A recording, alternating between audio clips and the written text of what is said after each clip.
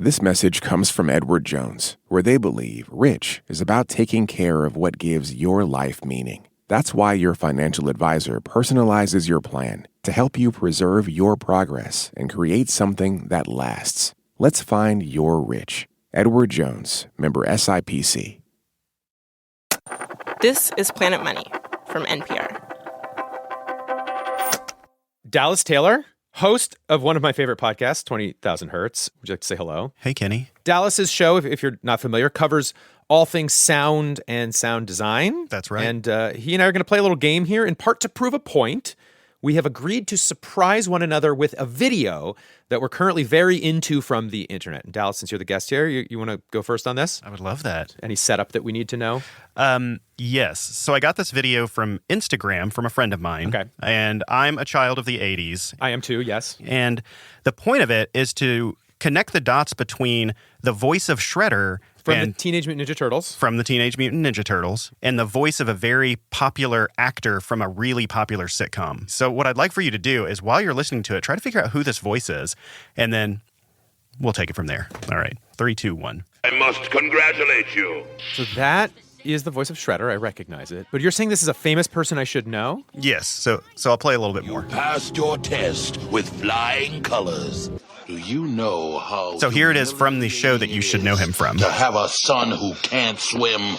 Wait, is it Uncle Phil? It's Uncle Phil. It's Uncle Phil from Fresh Prince of Bel-Air? Is Shredder? The voice of Shredder is Uncle Phil. Out of here. I will destroy my enemies, the turtles, and then the world will tremble before the Shredder. Okay, $100 a ball. Did you not know this either? No. Oh my gosh. And I was a huge Ninja Turtles fan. This is very cool. And a huge Fresh Prince of Bel-Air fan. Never put 2 and 2 together. That's a very good one. Okay, so for mine, this is something that I found on Reddit. And just a little bit of background. So there's a popular trend where people will post videos of themselves at potlucks. You know, I'm Kenny and I brought 7-layer bean dip. Cut to, I'm Dallas and I brought ambrosia salad, right? Like this is, okay. So what I have is a video by a content creator named Shay, who acts like a judge in what they call the potluck courtroom. So Shay cuts themselves into those other potluck videos, rendering judgment on each dish. Okay, ready? Yes.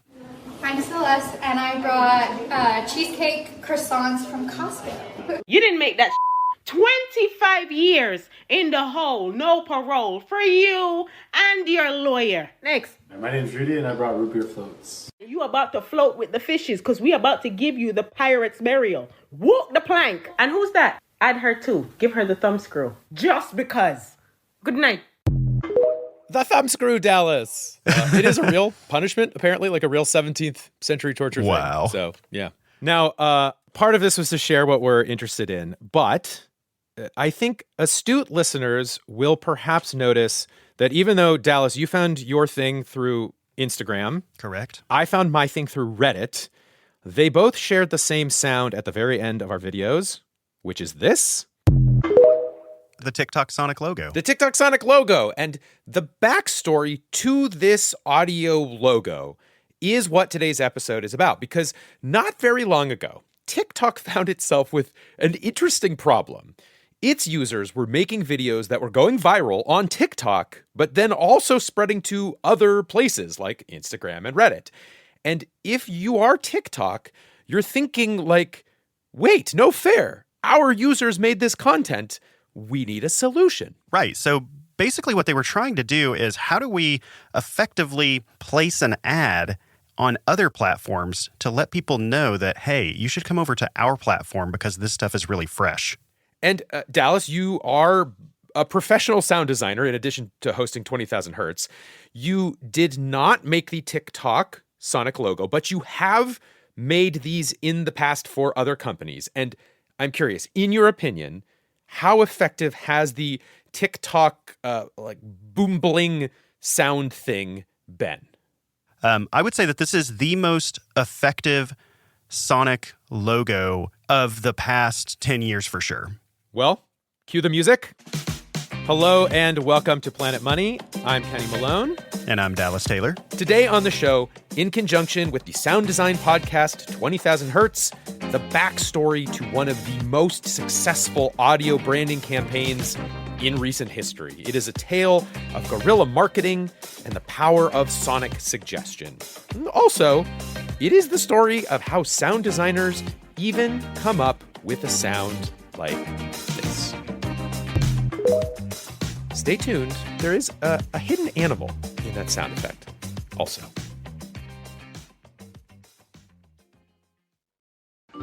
This week on Wait, Wait, Don't Tell Me, we talked to legendary musician Jason Narducy about being in a punk band when he was just 11 years old. We broke up when I was 12, and I just felt like I needed to go through puberty without band drama.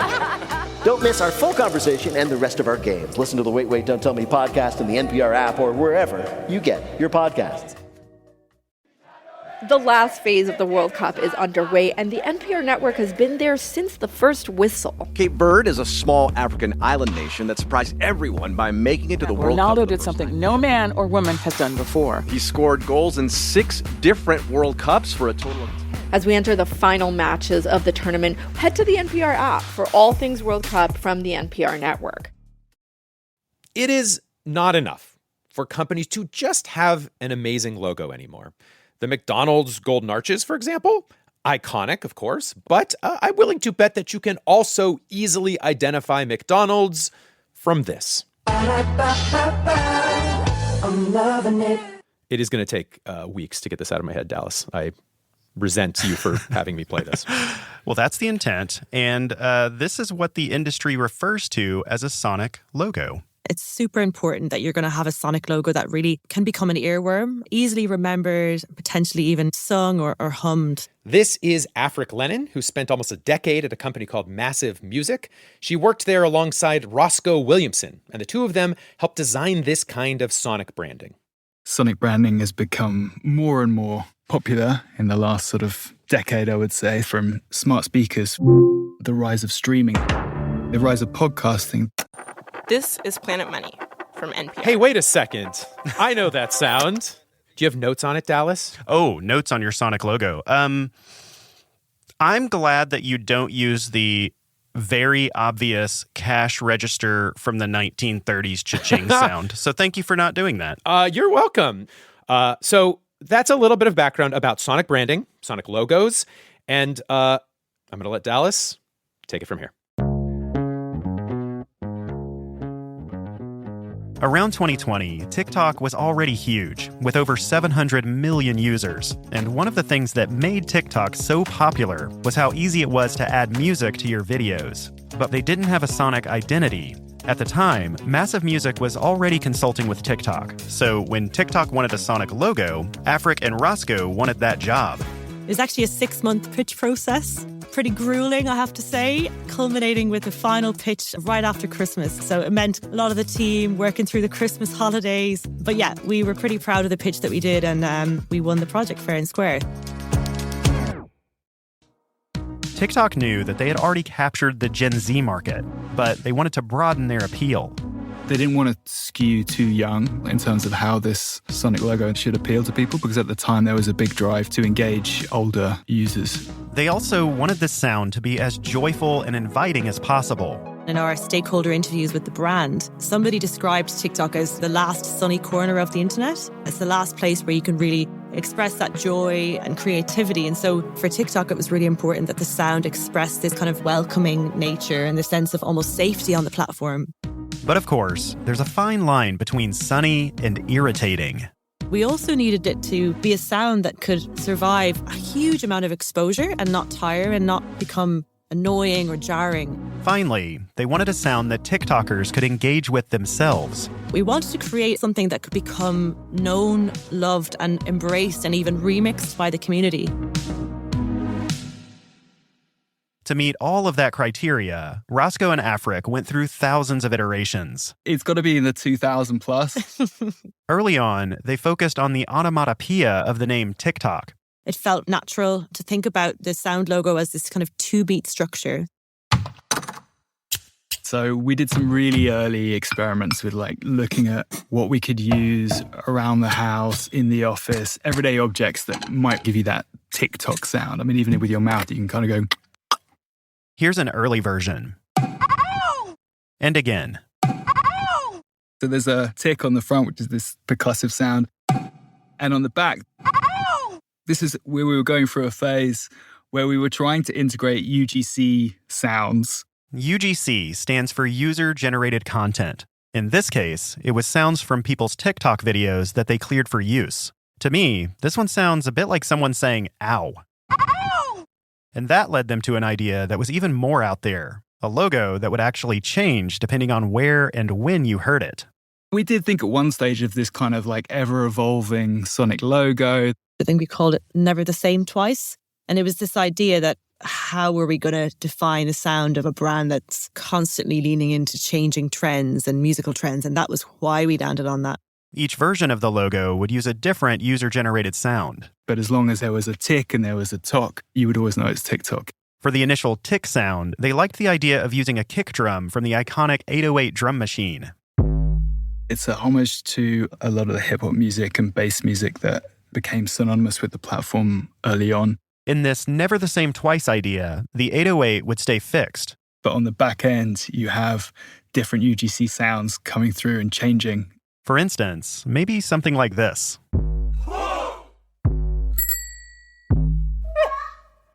But quite quickly, we realized that we needed something a little bit more consistent. What TikTok really needed was something that could really be more of a fixed asset and become this iconic association with the brand.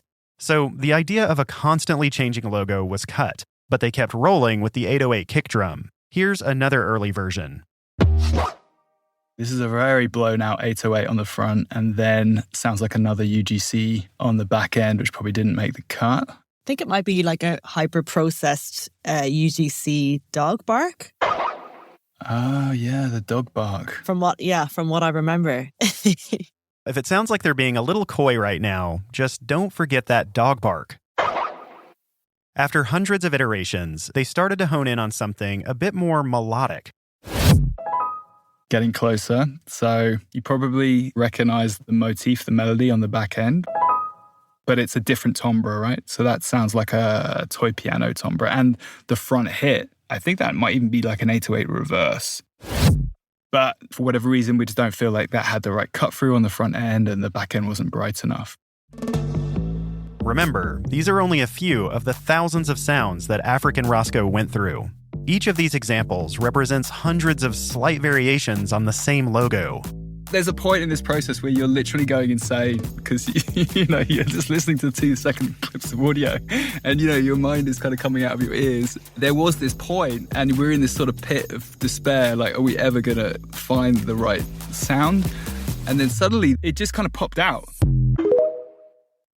And it was like everybody on that call from our side was like, hey, let's listen to that again.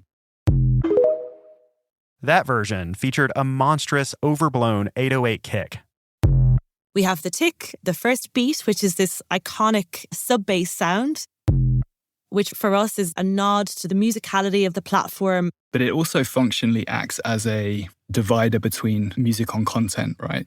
What we found when we were stress testing this, which is when we're putting it at the end of lots of different content with lots of different music, is it really nicely acts as this kind of divider between whatever music precedes it and then the chord at the end.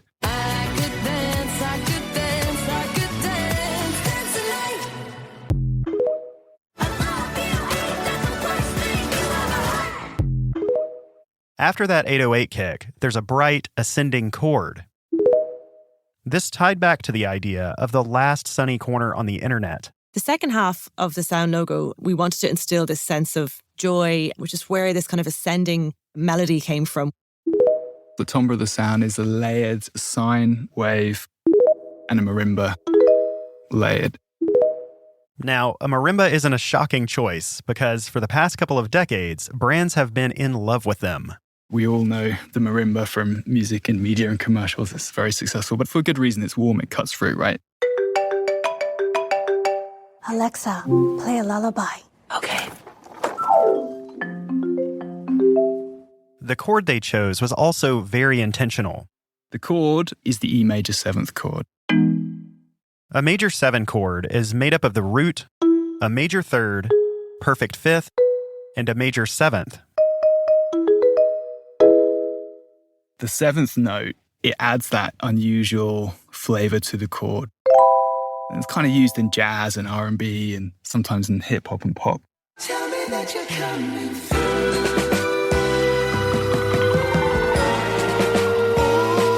Oh, you're so sweet, so sweet. It just gives that texture to the chord that kind of is a sense of wonder. Afric and Roscoe were convinced the E major 7 was the perfect chord, but they got some pushback. There was a prominent stakeholder in the project that was like, it's got to be E major. E major's a bright, happy chord. Here's an E major. The difference between these two chords is the 4th note. In the major, that jazzy 7th is swapped out for a higher octave of the root note. Here they are back to back. E major 7, E major.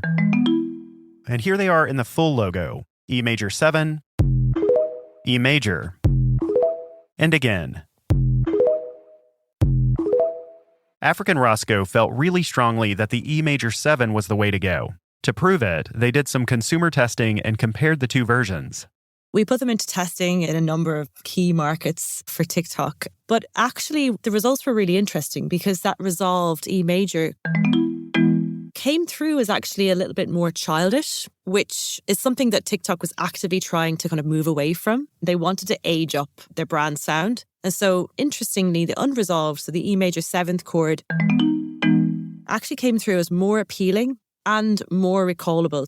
In the end, everyone at TikTok was on board. Having that objective audience data really helped to kind of get it over the line and convince some of the stakeholders. After thousands of iterations, consumer research, and a final debate about a single note, Afric and Roscoe finally had their perfect logo. Behind the scenes, they started calling it the Boom Bling. It was made up of a bass hit and an ascending chord. But there's actually one other sound in there, underneath the chord. It's really easy to miss, but here it is on its own. Does that ring any bells? It is actually the dog bark. Yep, that's the same dog bark from one of the earlier versions. That is a mistake. That is something that we left in by accident. 2,000 logos later, your mind's jelly, and so it was baked in there.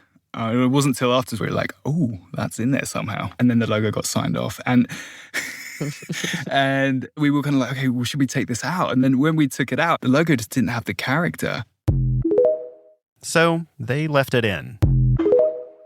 And that dog bark became the accidental final ingredient. Finally, TikTok had their sound. So that's the end of the story, right? Not even close, because that logo was just one part of a much larger sonic strategy, a strategy that involved some highly unusual covert tactics. We actually started doing this before the launch of the Sonic brand, and we started seeding them onto the platform, kind of like incognito. That's coming up after the break.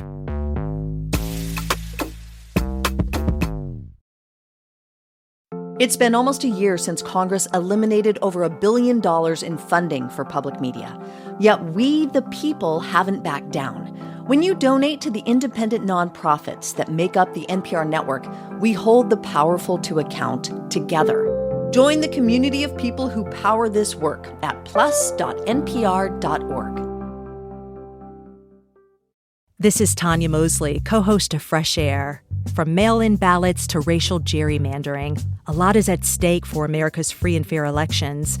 I spoke with journalist Ari Berman about what he calls a final blow to the Voting Rights Act. My fear is that we are returning to a politics of Jim Crow in the South. Listen to Fresh Air on the NPR app or wherever you get your podcasts. Now, in 2022, Afric Lennon and Roscoe Williamson of Massive Music had helped create a sonic logo for TikTok. Yes, that. But before it went out into the world, before TikTok users knew anything about any audio branding, Massive Music helped TikTok pull off one of the sneakiest, perhaps devious rollouts I have ever heard of. For that story, you have to know that when a company like TikTok pays for a sonic brand, they will often get much more than just that little sound logo.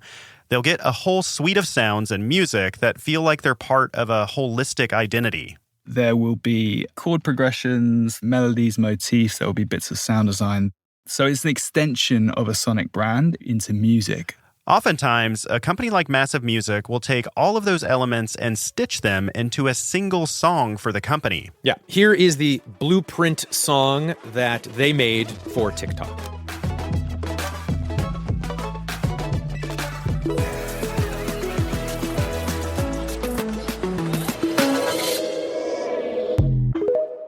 And this little ditty, this blueprint song, was the key to the very sneaky marketing story that we're about to tell you. And again, I will let Dallas take it from here. Once Massive Music had made this single blueprint song, which is one song containing TikTok's entirely new sound identity, they started to remix it into a batch of short songs that were around 10 to 15 seconds each, which they called sonic stickers. This sticker is called Boom. The next sticker is called What?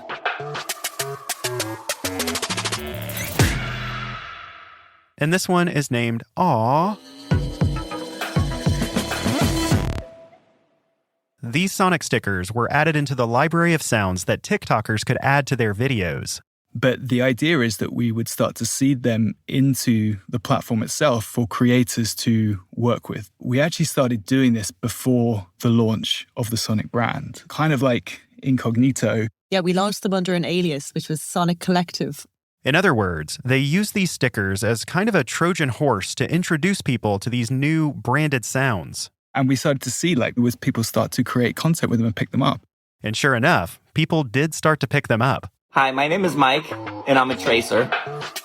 I'm a sucker for graffiti art. Check out what my boy Chris did. He did a painting with my name. These are $1.25. Then, once the Sonic brand launched, they announced that these Sonic stickers were actually official TikTok sounds. And people didn't realize they were already kind of engaging with the Sonic identity until it fully launched. These Sonic stickers are still being used today. Can you do it? I think now we're up to about 30,000 bits of content created using these Sonic stickers. So it's very much a living, breathing Sonic identity. POV being a nerdy tattoo artist. You're done in one click. Normally, it's tough to get people to actually engage with a Sonic brand. So this Sonic sticker thing is pretty brilliant. But the real slam dunk has to be the way that TikTok has used that boom bling Sonic logo and integrated it within the ecosystem of the entire internet. On TikTok, if a creator allows it, you can download their videos to your phone. And whenever you do, TikTok will automatically add that Sonic logo to the end of the video. The same thing happens when you repost a TikTok video on apps like Instagram or YouTube. So wherever it goes after that, the Sonic logo is baked in, so people will know where it came from. When I hear the boom bling on another app, I feel like I'm consuming TikTok content. It's almost like TikTok embedded a mini version of their app inside their competitors. Yo, is that what I think it is? A box from Amazon on John's, on Ron John, on LeBron, on crayons, on a swan drawn, on Spawn, on Malone, on Malone. Now, the other social media apps don't have a meaningful Sonic logo. YouTube does, but the only time I hear it is when I open YouTube on my television. But TikTok's strategy has meant that their sound is heard all over the place, especially by people who are not TikTokers. After the logo launched, the results of that strategy quickly became clear. They did a study about 3 months post-launch, how many people could spontaneously recognize the sound without any context of the brand. And just 3 months after launch, actually over 50%, so 1 in 2 were able to recognize the sound, which is just pretty astronomical for a new sound logo. Normally it can take years. The TikTok Sonic logo is the most rapidly recognized Sonic logo of all time. And so for us, we were kind of blown away when we heard that. We were like, okay, well, we've done our jobs. Looking back, it's hard to believe that TikTok was the first social media platform to add a Sonic logo to their videos. It's one of those things that just seems so obvious in hindsight. But that's what happens when you treat sound as both a science and as an art.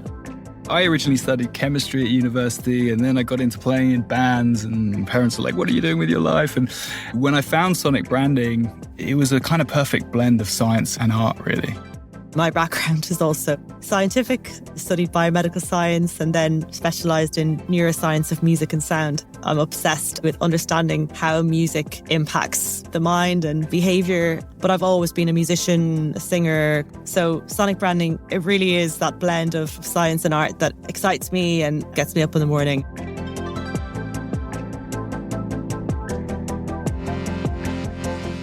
Okay, Kenny Malone back again with a very fun update on this, because about 2 years after TikTok released their Sonic ID, Instagram released its own Sonic ID.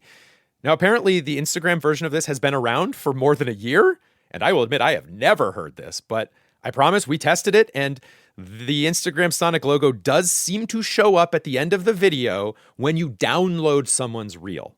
So, okay, how does it compare? Well, for the 100th time, here is the TikTok Sonic ID. And here, making its Planet Money debut, is the Instagram Sonic ID. Yeah, here it is again. Love to hear your thoughts on that. Send those along to planetmoney@npr.org. For more stories about sound, be sure to follow 20,000 Hertz wherever you get your podcast. And Dallas, you want to take the credits? Take it away. 20,000 Hertz is produced out of the sound design studios of De Facto Sound. This episode was written and produced by Nicholas Harder. It was story edited by Casey Emmerling and Andrew Anderson, with help from Grace East. It was sound designed and mixed by Brandon Pratt. The Planet Money adaptation of this episode was produced by James Sneed. It was edited by Jess Jiang. Alex Goldmark is Planet Money's executive producer. I'm Kenny Malone. I'm Dallas Taylor. This is NPR. Thanks for listening.